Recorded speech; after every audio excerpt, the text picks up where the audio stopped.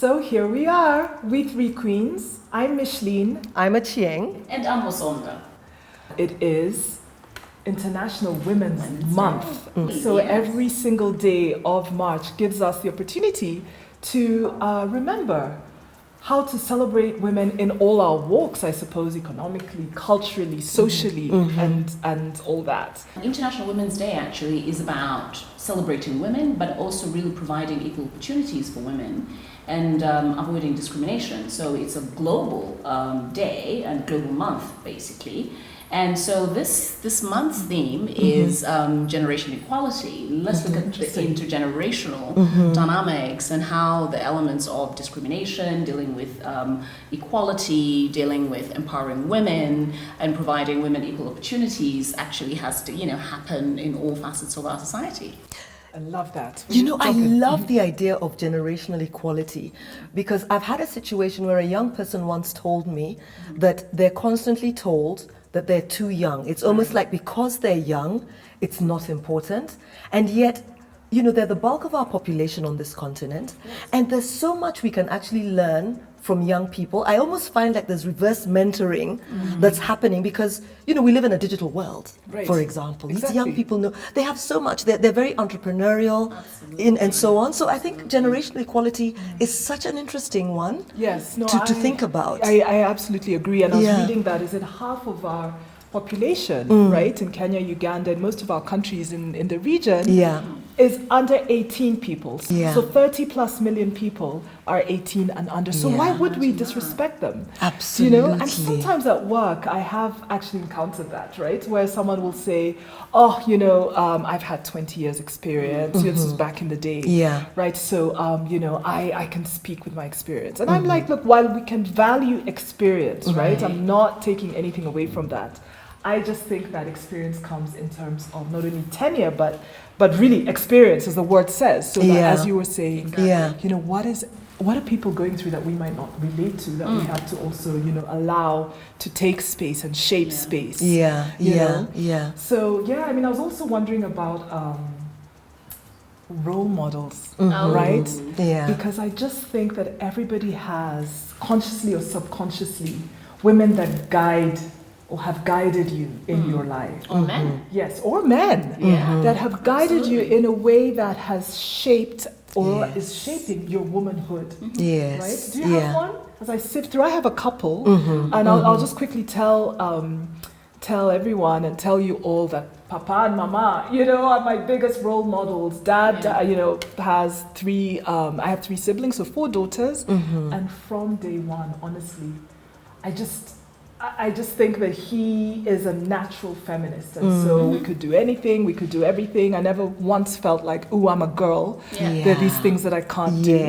And I think we've talked, and I think your dad was equally, sort of properly feminist. Absolutely. You know what's interesting? Because my twin sister and I are his first children, so. He was incredibly empowering. And I remember as a 13-year-old, I borrowed his camera and I loved taking pictures. I'm like, you remember, camera, you had to buy the film. Go and take it, develop. Those good old days. And of course, you're making mistakes and you don't realize, how expensive the film is. And you'd be like, just go for it. And what was so amazing is that, so we used to go on holiday to this place called Lochinver National Park. And it's so ironic that because Dad used to take us there to visit and really empower us and just tell us about nature and all of these things, I went back and did my PhD there. Oh, wow. That's brilliant. I'm so absolutely proud of you, of course, right? He is either way. But how lovely is that? It's really just wonderful. And I remember one time we had a family reunion and, an uncle of mine was asking me, what do you want to be when you grow up? And I was like, oh, well, I want to be a doctor. And then he says, oh, you mean a nurse? And my dad was like, no, you heard her right. Oh, goodness. She wants to be a doctor. I think it's so important to note that actually our role models can be women and men alike. Absolutely. And I'm looking at you and you look like you've got a juicy story for us. For me, there's 2 women that really, really I have a lot of admiration for, and I was thinking about both of them and thinking about what they had in common. So Wangari Maathai and Oprah. And I know it sounds cliche because they're both famous globally, but And yet, it doesn't. It has to resonate with you in a way totally that is so does. powerful and so authentic. Incredible women. Exactly. And I think for me, they have been such change makers, and they fought battles that looked insurmountable at the time they were fighting them. And having the courage to actually be a pioneer and lead the charge in making that change happen, it takes so much. You've got to be a very special kind of person. Exactly. And yet you're probably just a regular person, but you found the courage, the strength, or you just believed in something enough to say, I am going to fight for what I believe in. Yeah. They went into a situation that was so difficult, and it would have been so easy to just give up. But they were persistent. But they were persistent Yes. and resilient Yes. and courageous. Absolutely. And it couldn't have been easy, you know? I've worked in very male-dominated environments, and sometimes it's really difficult being the only woman or one of very few women in that Exactly. context. Yes. And so I can only imagine what the journey was like for both of them, you know?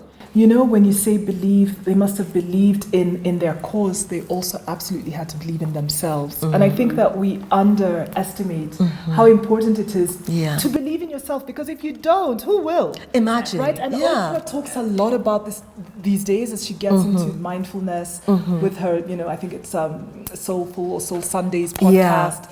You know, and she has some TV shows. And I reflect on this a lot because it sounds so easy. But actually, right, do you really believe in yourself, so that when you sell your dream, when you're talking about yourself, others can actually believe in you too?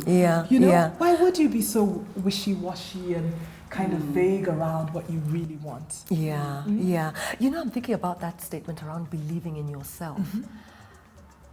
It's not always a given, though, if you think about it. Think about when you were 20 or 24. Of course. You know, there was probably somebody who encouraged you and helped you learn to appreciate your sense of self-worth and the value that you bring to the world, to the people around you, to what you do.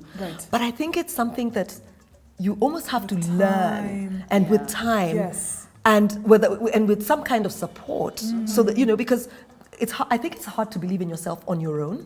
You know, it could be your girlfriends that kind of are your cheerleaders. It could be your dad. It could be, you know, your teacher.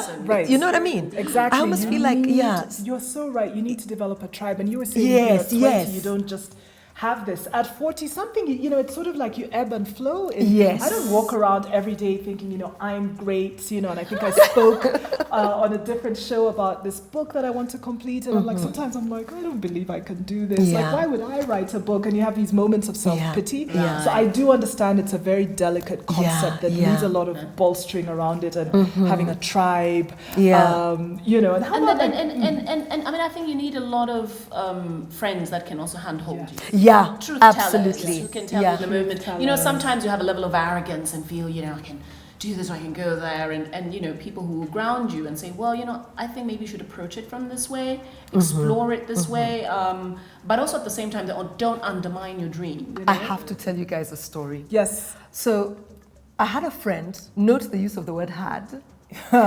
Noted? Past tense. When I was thinking of going into business, this friend said, why don't you stick to what you know? Oh my God.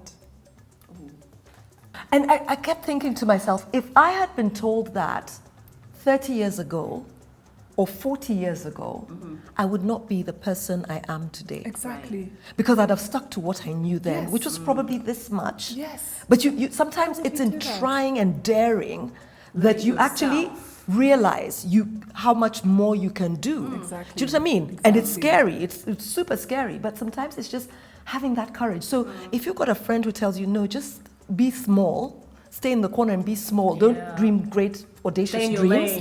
Stay in your lane kind of thing. That's probably not a friend you want to keep. Definitely not a friend. So no, anyway. gosh, yes. No, it's just making me sad, but no, don't be sad. I mean, Don't be it's sad. Like, how dare she? And I'm glad she's in the past. Actually, it was a guy. It was a guy. Gosh, yes. You know, I think of mom as well. I brought dad because I suppose it's unusual, you know, for some people to think of, you know, a male being you know, like a figure for feminism and for womanism, if I can say that. Mom, you know, mom is one of my role models. She is so calm, you know. And so actually, I know I make a noise and I fidget a lot, but I think I'm also kind of a tiny tiny smidget of calmness came to me, you know, from Mom. I really respect that. And in a way that is, I think, peaceful. I really like that about her. And she just has been, you know, she's worked so hard. She is also just really a solid kind of pillar of stability. And I saw that from, you know, I guess you see that from the womb, right? You sort of grow in that. And I remember looking at her, you know, from toddler ages, but to date, you know. So I love that she was the quiet force, you know, as in, of course, they can do everything, you know. And Dad was more the one who was like, yes, they can do everything, and, you know, here's a short list of the things they could do, right? That's Dad. And Mom was just like, yeah, absolutely, absolutely, we expect great things, you know? So kudos to her. And then my woman, and I want to hear more if you have like one other role model, my woman of fame that I really, really admire is Maya Angelou. You know, of course, I you know, her books I love. I think she's written more than 7 books, 3+ collections of essays, memoirs, etc. And she talks, she says something. She says, what does she say? I don't only survive, I thrive, she says, paraphrasing, with some passion, some compassion, humor, and style. And what I really like about that is that just, you know, you don't have to be some like boring, serious, you know, MD of a bank or like president of a country, and like that's all you do, and you're just like a boring blob, right? So women, so this embraces all our textures and colors, and just, you know, the fact that she always seemed to have a glint in her eye, and she really dazzled us with literature. So that's, you know, throwing in some more models, role models. If you want to, I mean, for me, just quickly, Evora, you know, the musician. I mean, for me, I saw her in concert in Switzerland when I used to live in Switzerland. But I didn't know her story, and you know, because I love music, I love dancing. I'm like, I'm gonna go listen to this woman. After all, she's from Africa, and I've never been to Cape Verde, and you know, Portuguese is not my language, even though, you know, Zambia bordered with Angola and Mozambique. Oh my goodness! And then I read her story. I was so impressed. Here's a woman who started her music career in her 50s. Later, yes. No way. Yes. Oh yeah. Oh, that is music to my ears, girl. And here she was on stage, barefoot, with a cigar, and she starts. Oh my goodness! Look at her. You're becoming her. I was just like, who are you? It's amazing. And just a force of nature. I was so impressed. I was so impressed, and just really telling, and back to the generational, you know, equality element, to the fact that, you know, ageism is also an issue that we have to deal with on this continent. Oh, that's an old woman, that's an old man, and yet he's an older woman who became who she became. So I think it was just great. Sodaj, I love her too. That's awesome. How about you? Any other, or do you want not so much. I want to pick on what you've said, because, you know, I think the fact that one hits a certain age, there's often an assumption that their time has passed. And that they need to be thinking about things for retirement. And I wanted to talk about that because I watched this really good video. It's a Jane Fonda video. It's a short clip. I don't know if you guys saw it. About the third act, her third act. And that thing resonated with me. I'll share it with you guys if you haven't seen it. It resonated with me because Jane Fonda, when she talks third act, she talks about when she's over, like in her 70s, and kind of all the other things that she's done in her life at over 70. And when you've mentioned this artist, this singer, and the fact that her career started at 50, No, I think it was in the late 50s. Look at that. I really want to talk about that because I'm in a stage now in my career where I've chosen to leave corporate. And to be honest, in many situations, you don't find tens of thousands of senior corporate jobs sitting around.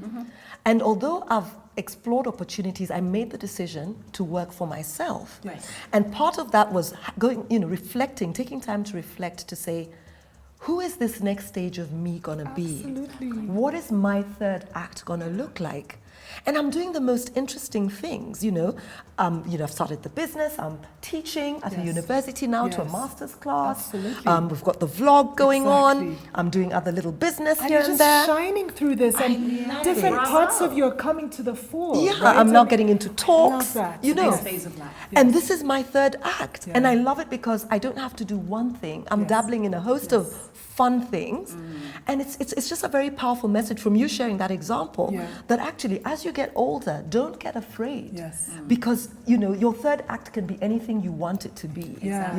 Isn't it great that you mentioned Cesare and your reflections on that Yeah. as we sit and think about this theme, which really was touching on that intergenerationality, if I may, of womanhood. And I just think it's great to be able to continue to shape ourselves. Please continue to redefine yourselves. Don't get stuck in a rut. Yeah. And if there's any moment to do so, it will March. Hey, just use March. So if ever anyone's like, oh, you're acting crazy, you're busting out, you're being weird, do you think you should really do this? Just be like, please, haven't you heard? It's Women's Month. Hello.